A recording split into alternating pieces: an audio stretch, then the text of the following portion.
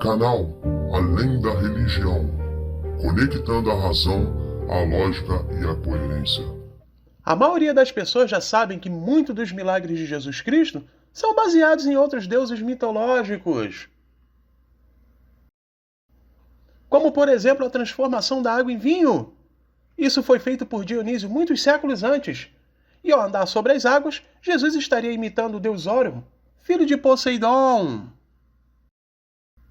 O que poucos sabem é que Jesus também imitou alguns milagres de um imperador romano chamado Vespasiano, um dos membros da família dos Flavianos. O que chama a atenção é que os evangelhos foram escritos justamente durante o governo dessa família. A pergunta que queremos deixar é: os autores dos evangelhos copiaram os Flavianos ou os imperadores teriam usado Jesus como base para os seus milagres?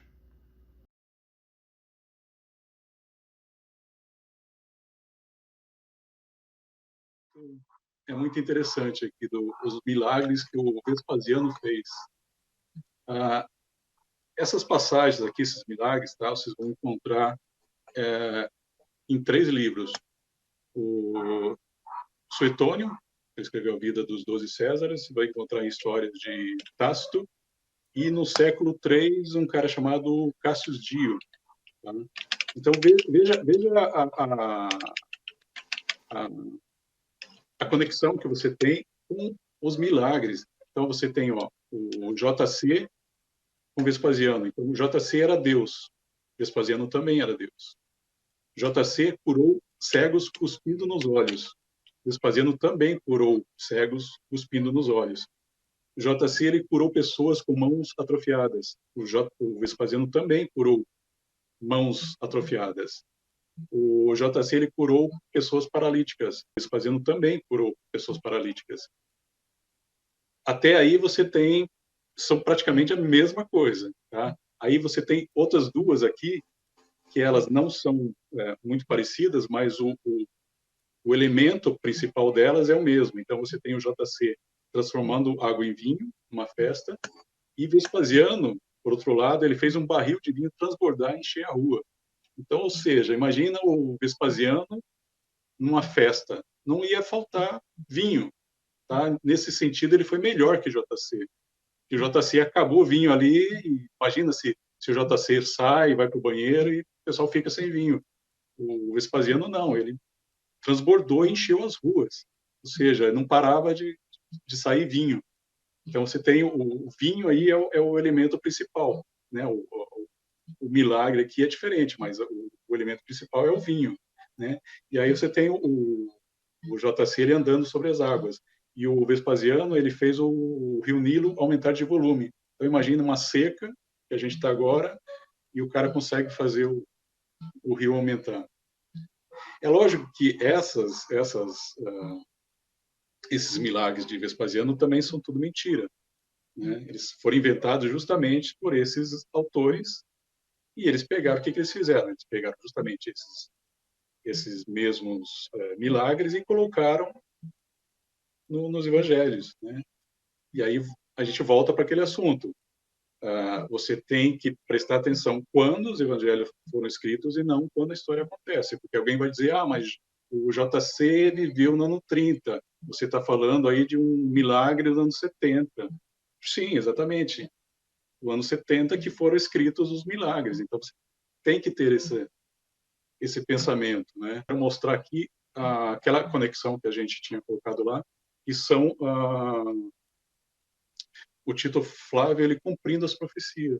Então você tem aí, Jesus previu a destruição do templo, Tito destruiu o templo. O JC ele previu que Jerusalém seria cercada por exércitos antes da desolação. Tito cercou Jerusalém com seu exército antes da sua desolação. O JC ele previu que construiriam muros ao redor de Jerusalém. Tito construiu muros ao redor de Jerusalém antes de destruir. O JC ele previu que os judeus eles seriam perseguidos por todas a Israel. Tito perseguiu os judeus por todas a Israel. Aí o JC ele previu que os judeus seriam escravizados e vendidos às outras nações. O que Tito fez? escravizou e vendeu muitos judeus a outras nações. E aí aqui é o mais interessante, que os preteristas sempre utilizaram essa passagem de Joséfo para dizer que tudo aconteceu lá no ano 70. Então, o JC ele previu que o Filho do Homem seria visto sobre as nuvens. O que o Joséfo escreve lá? Ele não diz Tito foi visto sobre as nuvens. Ele coloca que um exército, com cavalos, armaduras, foram vistos sobre as nuvens da Judéia, fazendo um alinhamento com os evangelhos. Então, se você pega os evangelhos e você coloca o livro Guerras dos Judeus lado a lado, você tem essa conexão. Então, você vê que a conexão dos flavianos, eles são muito fortes, né? Você tem os mesmos milagres, você tem o JC prevendo exatamente o que aconteceu. Então, você tem duas hipóteses. O JC existiu e foi um puta de um profeta, ou simplesmente os autores escrevendo depois do ano 70 pegaram o livro do Joséfo, pegaram todos esses eventos que aconteceram e colocaram na boca do personagem fictício. Tá? Então você tem que ter essas duas opções.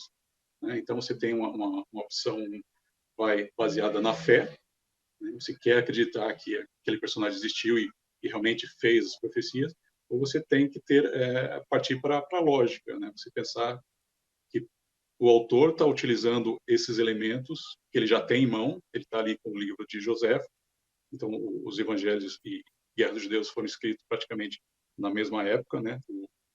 Principalmente o Marcos, né?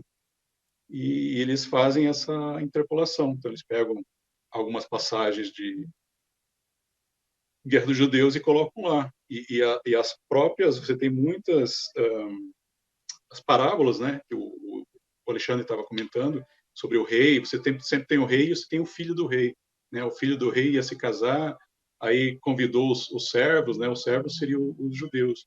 E aí eles não quiseram, eles mataram o filho do rei, que seria o Vespasiano.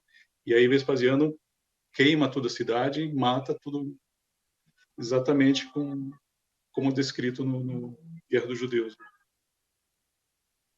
E que, inclusive, né, meu mano Francis, nos escritos ali do suposto Jesus, fazendo sempre a referência daquela vingança naquele grande dia, naquele último dia, né? Que é a representação do grande juízo que se deu ali no ano 70 com a destruição da própria Israel de Jerusalém.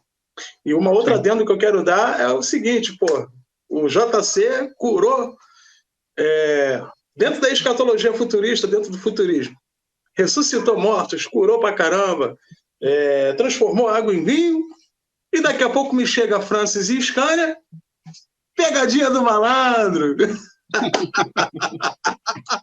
Tá de sacanagem, né, meu brother?